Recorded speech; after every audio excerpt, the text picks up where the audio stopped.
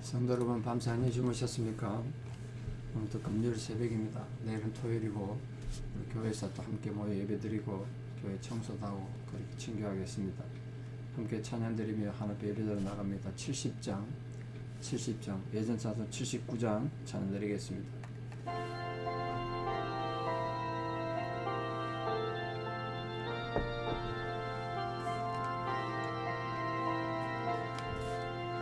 피난처 있으니 환난을 당한 자 이리 오라. 땅들이 변하고 물결이 일어나 상위에 넘치되 두렵지 않네. 이방이 떠들고 나라들 모여서 진동하나. 우리 주 목소리 한 번만 바라면 천하의 모든 것 망하겠네. 만유주 하나님 우리를 도우니 피난처요. 세상의 난리를 거치게 하시니 세상의 잠금이 쓸데없네. 높으신 하나님 우리를 구하니 할렐루야. 괴로움이 심하고 환난이 극하나 피난처 되시는 주 하나님. 아멘. 함께 신앙 고백 드리겠습니다.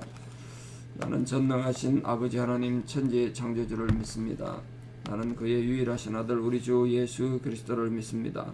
그는 성령으로 잉태되어 동정녀 마리아에게서 나시고 본디오 빌라도에게 고난을 받아 십자가에 못 박혀 죽으시고 장사된 지 사흘 만에 죽은 자 가운데서 다시 살아나셨으며 하늘에 오르시어 전능하신 아버지 하나님 우편에 앉아 계시다가 거기로부터 살아있는 자와 죽은 자를 심판하러 오십니다.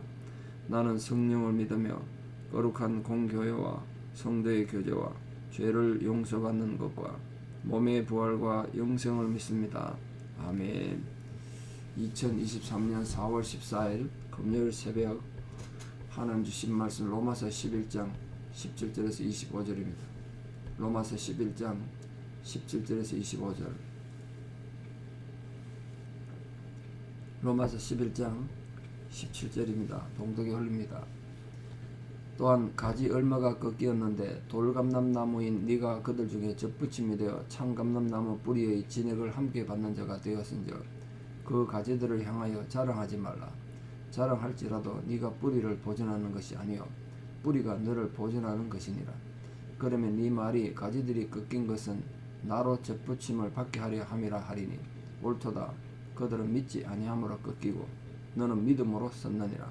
높은 마음을 품지 말고 두려워하라. 하나님이 원가지들도 아끼지 아니하셨은즉 너도 아끼지 아니하시리라. 그러므로 하나님의 인자하심과 준엄하심을 보라. 넘어지는 자들에게는 준엄하심이 있으니 너희가 만일 하나님의 인자하심에 머물러 있으면 그 인자가 너희에게 있으리라. 그렇지 않으면 너도 지키는 바 되리라. 그들도 믿지 아니하는데 머무르지 아니하면 접붙임을 받으리니 이는 그들을 접붙이실 능력이 하나님께 있음이라. 네가 원 돌감람나무에서 찍힘을 받고 본성을 거슬러 좋은 감람나무에 접붙임을 받았으니 원가지인 이 사람들이야 얼마나 더 자기 감람나무에 접붙이심을 받으랴.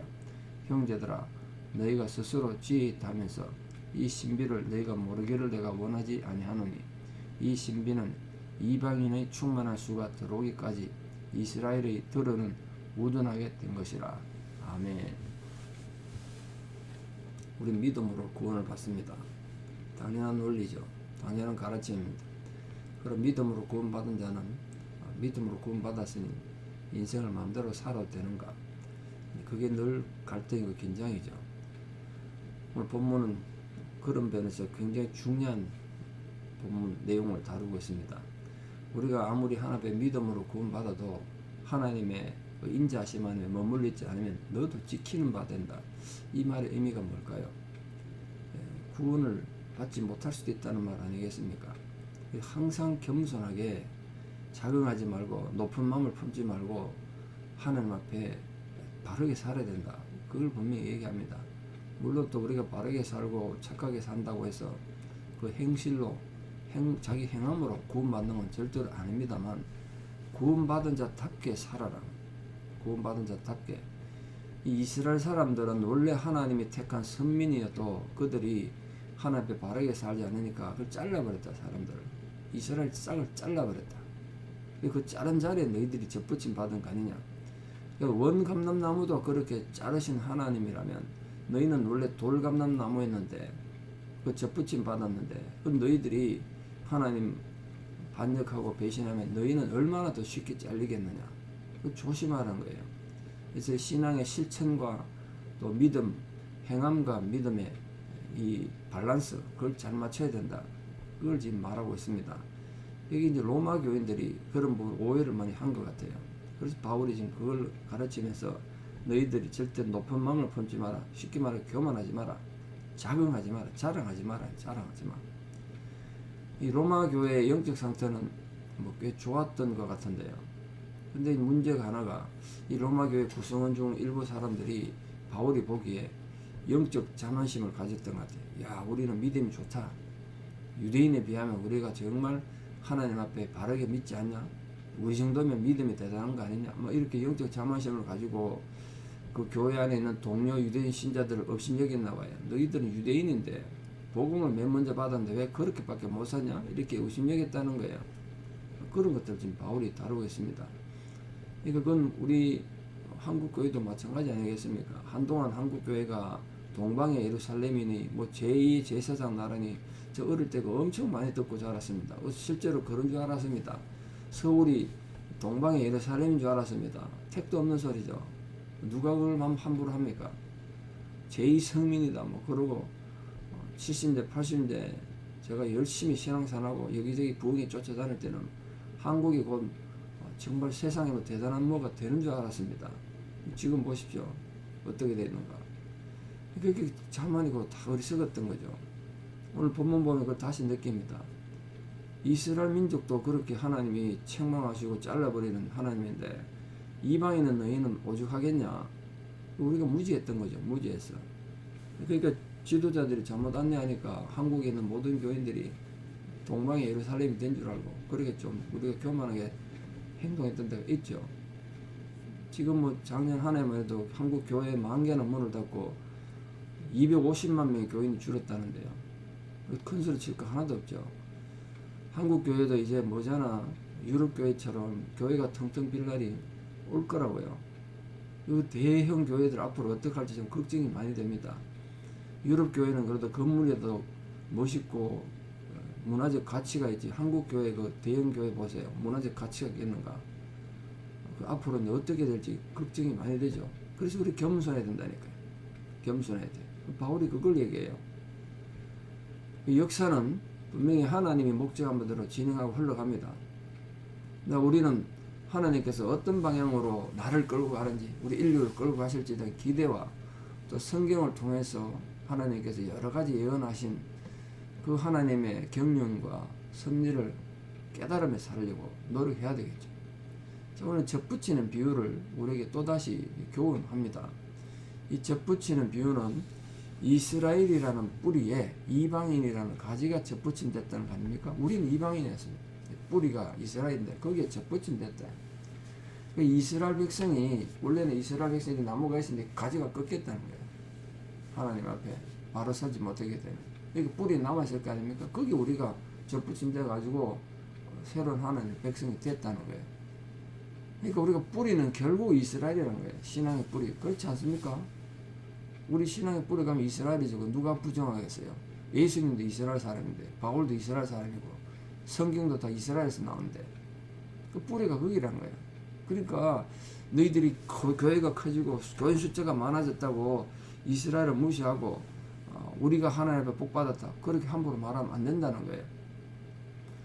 그 젖붙임의 비유는 이 이방인 성도가 우리들이 이방인들이 그 원가지에 젖붙임 받은 건 우리가 뭐 우월하거나 뛰어난 조건이 있었으나 또 대단한 뭐 업적을 남겨서가 아니라 믿음 때문이야. 믿음. 하나님 그 믿음을 귀하게 보시고 젖붙여 주셨다는 거예요.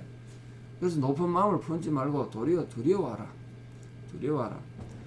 그 믿음은 절대로 교만한 마음과 공존할 수 없습니다. 믿음이 있는 마음에 교만이 있다. 그럼 믿음이 아닌 거예요. 믿음은 교만과 함께 있을 수가 없어요. 이해되시죠?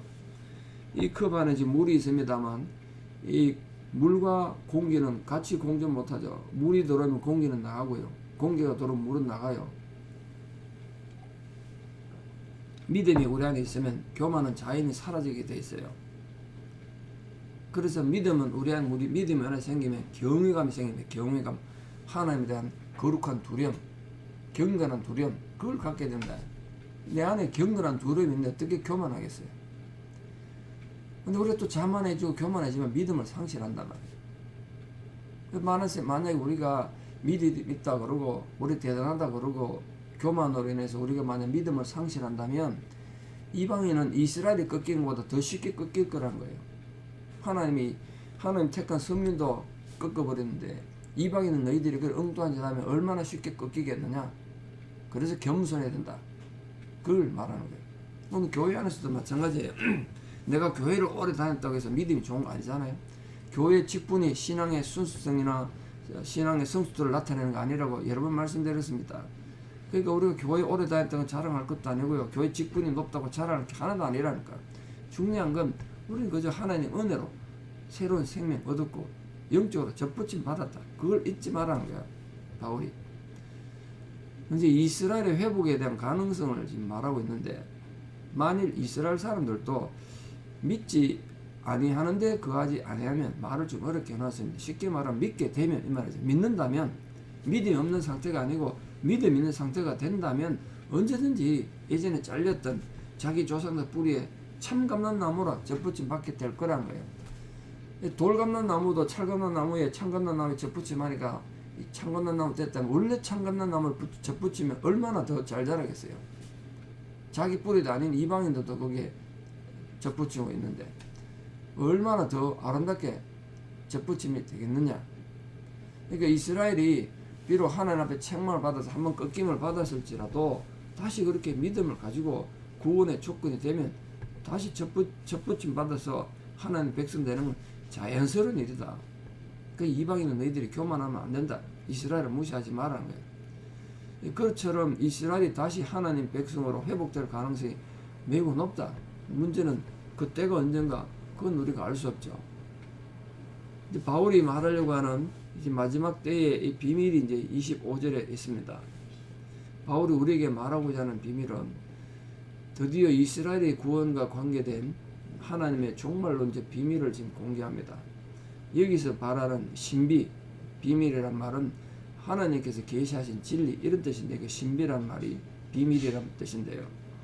바울이 이 신비를 공개하는 목적은 이 로마서를 읽는 독자들로 하여금 우리가 똑똑하다, 우리가 지혜롭다 이스라엘 백성들보다 그런 말을 못하게 하기 위해서라는 거예요. 이 말은 이스라엘의 선민됨을 무시하는 일을 방지하기 위해서다. 그렇게 표현할 수도 있겠죠. 이 목적은 바울이 너희가 모르기를 내가 원치 않는다 이렇게 지금 붙여놨지 않습니까? 너희가 모르기를 내가 원하지 아니하느니 너희도 알아야 된다. 하나님의 신비를 너희가 명심해라 이런 뜻이다.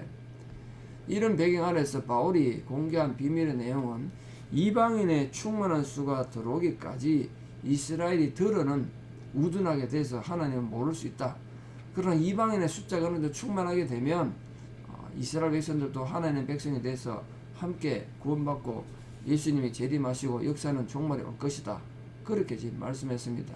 지금 이때까지 말씀했는 것을 며칠간에 말씀했는 걸 좀 요약해서 정리하면 이렇습니다. 첫 번째로 육적인 유대인들, 하나님 앞에 성민이 되었던 유대인들이 복음에 대한 불신앙으로 넘어져 버린 바가 되죠. 뿌리가 넘어져 버렸습니다. 그 결과 두 번째로 유대인의 넘어짐으로 인해서 복음이 이방인에게 전파됐어요. 그 선택된 이방인들은 구원을 받게 됐습니다. 우리가 그 결과 세 번째, 이방인의 구원은 유대인들의 질투를 일으켰습니다. 그 결과 네 번째로, 유대인들이 민족적 규모로 대규모로 언젠가 때가 되면 예수 그리스도를 받아들이고 하나님 구원에 참여하는 일이 생길 거란 거예요. 그래서 이방인의 충만한 수와 유대인의 충만한 수가 차면 모두 구원받으면 예수님 재림하시고 역사가 종말이 온다는 것이 바울의 가르침입니다. 뭐 그때가 언젠가는 우리는 알 수 없죠. 지금 현재 기독교 인구가 좀 줄어들어서 어떻게 될지 모르겠습니다만 이방인의 충만한 수, 기독교인의 충만한 수, 언젠가 되면 예수님 오시고 역사 종말이 오겠죠. 중요한 건 이겁니다. 우리가 종말 신앙을 가지고 살아야 한다. 오늘 내 삶에 종말이 올지 내일 올지는 알 수는 없지만 언제 종말이 와도 주님 앞에 설 수 있도록 살아야 한다. 날마다 주의 재림을 기다리는 그런 성도가 되고 재림을 앞당기기 위해서 주님 앞에 더 성실하게 더 진실하게 살아가는 성도가 되고 또 주님 앞에 섰을 때 착하고 충성된 종이라 인정받고 칭찬받는 충성된 하나님 백성들 주의 제자가 다 되시기를 진심으로 축원합니다. 기도드리겠습니다. 아버지 하나님의 크신 은혜와 사랑을 감사드립니다. 하나님께서 우리가 이방인 되었고 하나님 앞에 저주받은 백성 되었을 때 하나님께서 먼저 우리를 불러 하나님의 거룩한 백성으로 선택해 주셨습니다. 그 은혜로 인하여 우리가 오늘도 하나님 백성으로 살아갑니다. 하나님을 예배한다는 이 놀라운 축복을 우리가 누리게 됐습니다.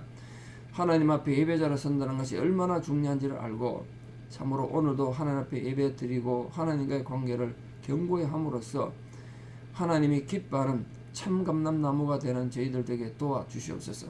우리들은 생명도 없고 희망도 없고 아무런 것도 기대할 수 없는 돌감람나무였는데 잘려진 참감람나무에 접붙임으로써 하나님 백성이 되고 주의 제자가 되었습니다.